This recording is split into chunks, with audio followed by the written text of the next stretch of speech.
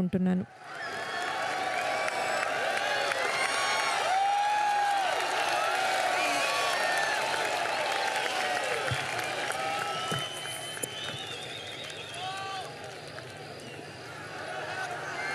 मित्रों, सबसे पहले मैं विश्व की सबसे पुरानी भाषा तमिल में बात नहीं कर सकता हूं, इसलिए आप सबसे क्षमा मांगकर मेरी बात की शुरुआत करना चाहता हूं.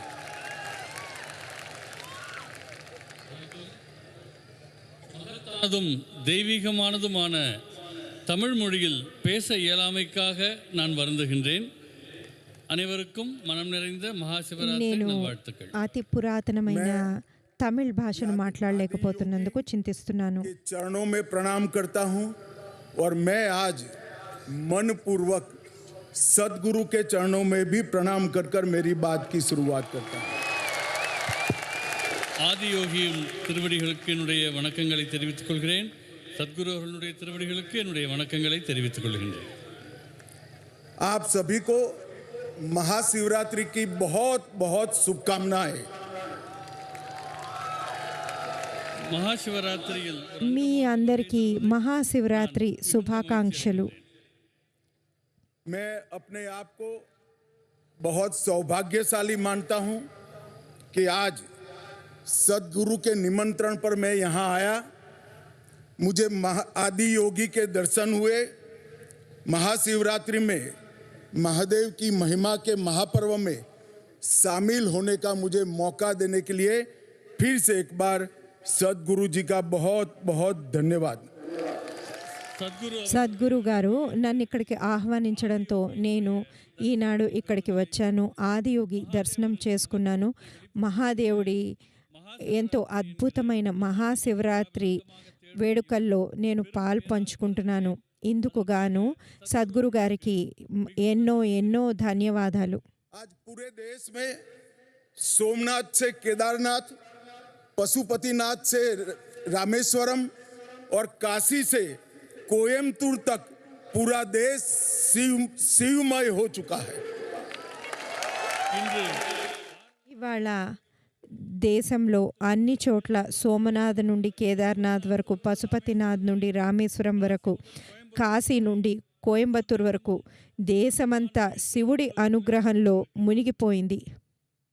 सदगुरु जी, आज ही प्रयागराज में महाकुंभ समाप्त हो रहा है और आज यहाँ कोयम्बतूर में भक्ति का महाकुंभ मेरे सामने मुझे दिखाई पड़ रहा है. ప్రయాగరాజ్లో ఇవాళే మహాకుంభమేళ ముగిసిపోతోంది. ఈ రోజున కోయంబత్తూర్లో నా కళ్ళెదురకుండా భక్తి అనే కుంభమేళ నా ఎదురకుండా ఆవిష్కారమైంది. शिवरात्रि सिर्फ एक पर्व नहीं है, आत्म जागृति की रात्रि है. जब समग्र ब्रह्मांड शिवमय हो जाता है तभी शिवरात्रि की अनुभूति कर सकते हैं. మహాశివరాత్రి కేవలం ఒక పండుగ కాదు, ఇది ఆత్మజ్ఞానాన్ని పొందేందుకు ఒక రాత్రి. ఏదైతే శివుడి ఉపస్థితితో, శివుడి అనుగ్రహంతో ఉంటుందో అటువంటి రాత్రి. और पार्वती का मिलन का दिन है. आज ही शिव और जीव के मिलन का रास्ता भी प्रशस्त होता है और मोक्ष प्राप्ति का रास्ता भी आज ही भक्ति के माध्यम से खुलता है. ఇవాళ శివుడు పార్వతి ఒక్కటైన దివ్యమైన రాత్రి. అలాగే శివుడు ఆత్మతో ఒకటయ్యే రోజు కూడా, జీవాత్మతో ఒకటయ్యే రోజు. ఇది ముక్తికి మార్గం చూపించే రోజు. ఈనాటి రోజు సృష్టిలో ప్రతిదీ शिव सिर्फ एक వెలుగుతుంది. प्रतीक नहीं है, शिव एक कल्याणकारी चेतना है जो संहारक भी है और पालनकर्ता भी है. और दोनों की विशिष्ट भूमिका हमारे जीवन में होती है. శివుడు ఎంతో మంగళకారుడు, అలానే ఆయన లయకారకుడు కూడా. శివుడులోని ఈ రెండు మన జీవితాల్లో ప్రతిబింబిస్తాయి. शिव शंभु भी है, स्वयंभू भी है, शिव सत्य भी है, सुंदर भी है। शिव को भोलेनाथ भी कहते हैं, महाकाल भी कहते हैं, और यहाँ शिव आदि योगी के रूप में विराजमान है। சிவபெருமான் శివుడు స్వయంభు, అలాగే శంభు కూడా. தான் தோன்றியாக அவர் கருதப்படுகிறார். శివుడు సత్యం, సుందరం. అలానే శివుడు భోళాశంకరుడు, మహాకాలుడు కూడా, ఎంతో రుద్రరూపుడు కూడా. ఇక్కడ శివుడు మొదటి యోగిగా, ఆది యోగిగా ప్రజ్వరిల్లుతున్నాడు. யோகியாக அவர் விளங்குகிறார். शिव केवल आराध्य नहीं बल्कि अस्तित्व का मूल आधार है। அவர் வழிபாடு శివుడు కేవలం మనం ఆరాధించే దేవుడు కాదు, ఆయన ఈ సృష్టికి మూలమైన వాడు. यह महाशिवरात्रि ये भक्ति और श्रद्धा की पराकाष्ठा का प्रमाण है, जिसमें असली अर्पण हमारा भक्ति के प्रति समर्पण है। மகாசிவராத்திரி మహాశివరాత్రి భక్తి శ్రద్ధల పరాకాష్ఠ. ఇందులో మనం చేయగల అతి గొప్ప సమర్పణ ఏదంటే మనల్ని మనం సమర్పించుకోవడమే. கொண்டாட்டமாகவும் திகழ்கின்றது. मैं सदगुरु जी के लिए भी कुछ कहना चाहता हूँ। सदगुरु जी, आपने ये जो स्थान बनाया है जहाँ हम सब आज बैठे हैं, वो केवल एक तीर्थ स्थल नहीं है, बल्कि योग, साधना, भक्ति, आत्मज्ञान और मुक्ति का केंद्र बनकर आज पूरे विश्व में उभरा है। சத்குரு அவர்களை பற்றி సద్గురు ఇక్కడ ఏర్పరిచింది కేవలం ఆధ్యాత్మికమైన ప్రదేశమే కాదు. ఇక్కడ యోగం, భక్తి, யோகம், ఆత్మ సాధన, భక్తి உணர்தல் ஆகியவற்றுக்கான మన అంతర్ముఖంగా మనం చూసుకునేందుకు ఇది ఒక కేంద్రంగా సద్గురు దీన్ని సృష్టించారు. ईसा योग केंद्र ने योग और ध्यान के माध्यम से करोड़ों करोड़ों लोगों के जीवन में सकारात्मक सोच और सकारात्मक दिशा का उद्भव करने का काम किया है। ఈశా యోగా కొన్ని వందల కోట్ల మంది జీవితాలను యోగా ఇంకా ధ్యానం ద్వారా పరిణామం చెందించింది, సరైన మార్గంలో పెట్టింది. உலகெங்கும் வழிகாட்டி கொண்டிருக்கின்றது. आदि योगी की ये 112 फीट ऊंची भव्य प्रतिमा हमें अपनी आध्यात्मिक यात्रा के 112 मार्गों की अनुभूति और परिचय दोनों कराती है। ఇక్కడ ఉన్న 112 అడుగుల ఆదియోగి విగ్రహం మనకు ముక్తి మార్గానికై ఉన్న 112 విధానాలను, మనం జీవితంలో అత్యున్నత స్థాయి చేరుకునేందుకు, శివుడిని చేరుకునేందుకు ఉన్న మార్గాలకు సూచకంగా ఉంది. और हमें यहाँ आकर ही मालूम पड़ता है कि जीवन का अंतिम लक्ष्य शिवत्व की प्राप्ति करना है। ఇక్కడికి రాగానే మాకు అర్థమైన విషయం ఏమిటంటే, జీవితం యొక్క ముఖ్యమైన లక్ష్యం ఏంటంటే శివుణ్ణి ప్రాప్తింప చేసుకోవడమే. ईसा योग आज ईश्वर से युवाओं को विशेषकर ईश्वर से जोड़ने का माध्यम बन गया है। ఈశా యోగా కేంద్రం ఈనాడు ముఖ్యంగా యువకులను ఆధ్యాత్మికకు ఒక వంతెన వేసినట్లుగా వారికి ఆ విధమైన సంబంధం ఏర్పరుస్తోంది. व्यक्ति चेतना से ब्रह्म चेतना की ओर, स्वार्थ से परमार्थ की ओर और सेल्फ से यूनिवर्स तक की यात्रा की अनुभूति कर सकता है। இங்கே மனிதர்களுக்கு ఇక్కడికి వచ్చిన మనుషులు ఎరుక లేని స్థితి నుండి ఎరుకకు, స్వార్థం నుండి స్వార్థం లేని తత్వానికి, తాను అన్న దాని నుండి విశ్వవ్యాప్తానికి పరిణామం చెందుతున్నారు. என்கிற தன்மையிலிருந்து பிரபஞ்ச உணர்வு என்கிற மடைமாற்றம் ஆகியவை ஈஷா யோக மையத்தில் மனிதர்களுக்கு ఈశా యోగాలో ఇది అనుభూతి చెందుతున్నాం. आपने न केवल युवाओं को धर्म के साथ जोड़ने का काम किया है, युवाओं के सामने धर्म की बुद्धिगम्य व्याख्या को भी रखा है। ఇళஞர సద్గురు గారు, మీరు కేవలం యువతను ఆధ్యాత్మికత గురించి ఆధ్యాత్మికతో అనుసంధానం చేయడమే కాదు, వారికి తర్కపరంగా మన ధర్మం గురించి ఎంతో విశిష్టంగా వారికి ప్రబోధించారు. मित्रों, आपने अंग्रेजी में एक कहावत जरूर सुनी होगी, a mystic man on A mission. हमारे सदगुरु जी के लिए शायद ये शब्द बना है, एक कहावत बनी है। நண்பர்களே, நம்முடைய ఒక మార్మికమైన వ్యక్తి ఒక విశేష కార్యం కోసం అనే పదం మీరు వినే ఉంటారు. ఇందుకు మన సద్గురు సరిగ్గా ఈ పదం మన సద్గురువుకి సరిగ్గా సరిపోతుంది. सदगुरु जग्गी वासुदेव आज पूरी दुनिया भर को जीने का रास्ता सिखा रहे हैं। సద్గురు జగ్గి వాసుదేవ్ అవர்கள் ఉలగం సద్గురు జగ్గి వాసుదేవ్ గారు ప్రపంచవ్యాప్తంగా ఎలా జీవించాలో ప్రబోధిస్తున్నారు.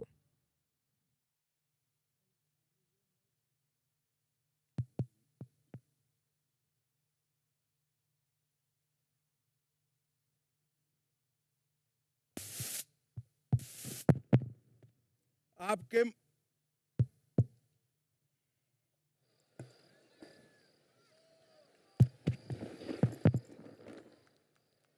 आपके माध्यम से पूरी दुनिया को सनातन का ज्ञान ये समझ में आता है कि स्वयं को समझना ही सच्चा ज्ञान है। సద్గురు అవர்கள் మీ మాధ్యమం ద్వారా అందరికీ సనాతన ధర్మం గురించి అర్థమవుతోంది. తనను తాను తెలుసుకోవడమే నిజమైన మార్పు అని తెలుస్తోంది. स्वयं को बदलने से ही शुरू होता है। ఉలగத்தை మాற்ற வேண்டும் మార్చడం అనేది తమను తాము మార్చుకోవడంతోనే మొదలవుతుంది.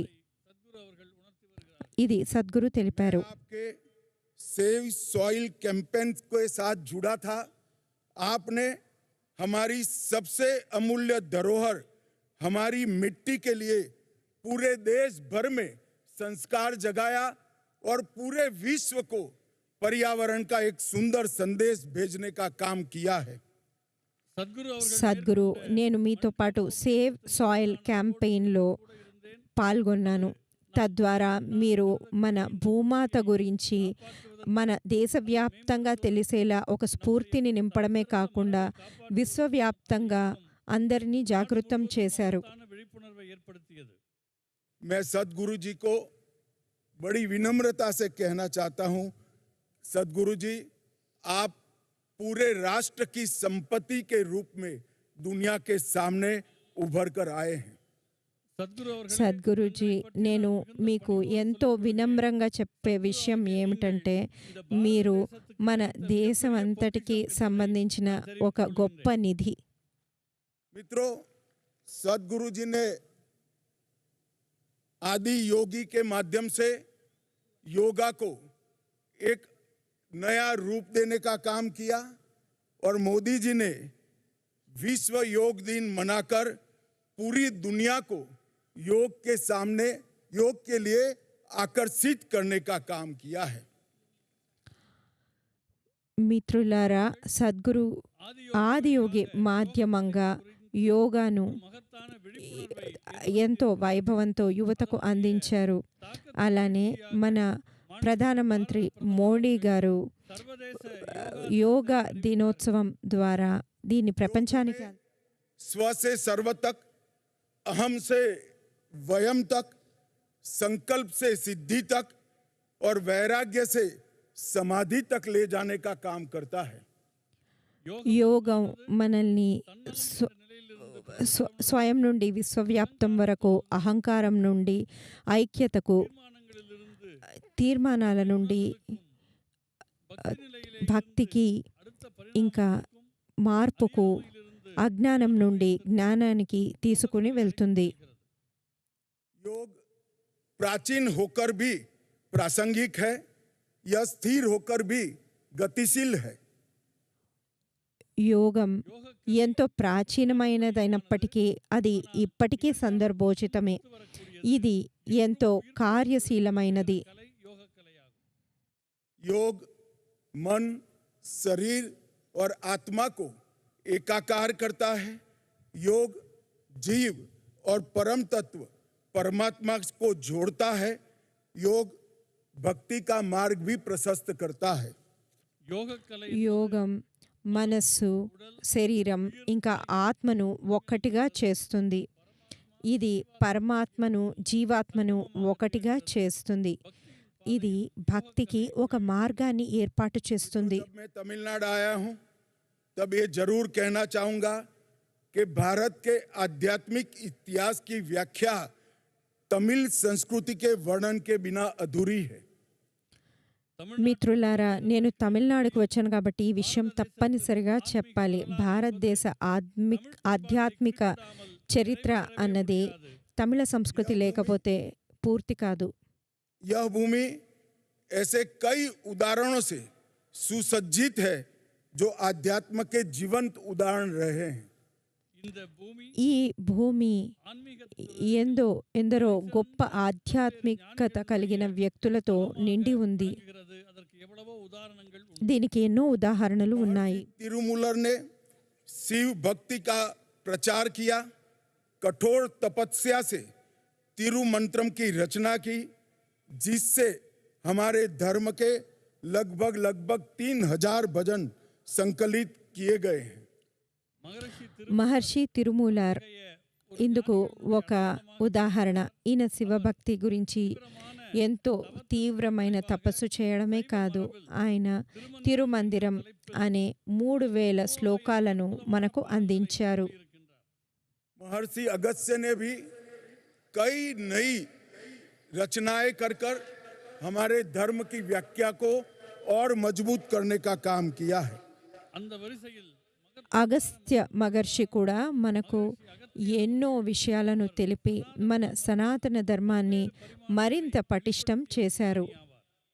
यहाँ पर भगवान शिव को दक्षिण मूर्ति के रूप में देखा जाता है, जो साधक को ज्ञान, विवेक, मुक्ति और मोक्ष सभी प्रदान करता है। தமிழ் ఇక్కడ తమిళనాడులో శివుడిని మనం దక్షిణామూర్తిగా చూస్తాము. ఈయన జ్ఞానానికి, ఆత్మజ్ఞానానికి, విమోచనకు, మోక్షానికి ఈయన సూచకంగా ఉన్నారు. நிலை, விடுதலை, முக்தி ஆகியவற்றை அருளுகிற கடவுளாக விளங்குகிறார்.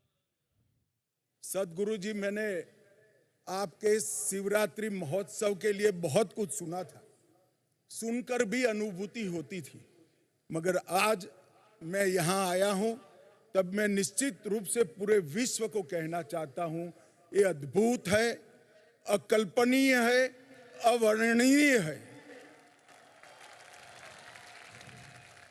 சத்குரு அவர்கள் సద్గురు, నేను మీ మహాశివరాత్రి గురించి ఎంతో విన్నాను, విని కూడా చాలా అనుభూతి చెందాను.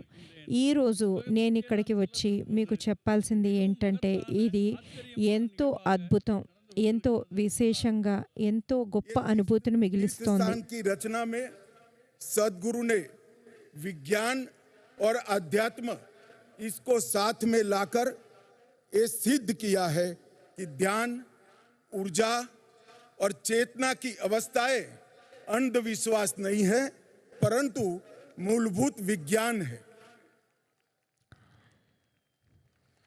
సద్గురు ఆధ్యాత్మికతను ఇంకా శాస్త్రాన్ని ఒక్కటిగా చేయడం వల్ల ఆయన ఆధ్యాత్మిక విజ్ఞానం, ధ్యానం ఇంకా చైతన్యం అనేవి అంధవిశ్వాసాలు, మూఢ విశ్వాసాలు కాదు, ఇవి జీవితానికి మూలం అని తెలిపారు. सभी को ये अनुभूति कराई है, शिव ही शाश्वत है, शिव ही चेतना है और शिवत्व को जागरूक करने का यही एक रास्ता है। సద్గురు, మీరు అందరికీ நம்முடைய ఏమి நிலையில் விழிப்புணர்வு స్పష్టం చేశారు అంటే, శివుడే సర్వం అని, శివుడే అసలైన చైతన్యమని ప్రతి మనస్సులోనూ శివుడిని మేల్కొల్పారు. पूरे भक्तगण आज यहाँ शिवरात्रि महोत्सव में उपस्थित हुए हैं। मैं आशा करता हूँ कि हम सब यहाँ से शिव तत्व को स्वयं में समाहित कर शिवांग बनने की ओर आगे बढ़ेंगे। सदगुरु जी का फिर से एक बार बहुत बहुत धन्यवाद, प्रणाम। நான் அதிக நேரம் నేను ఎక్కువ సమయం తీసుకోను.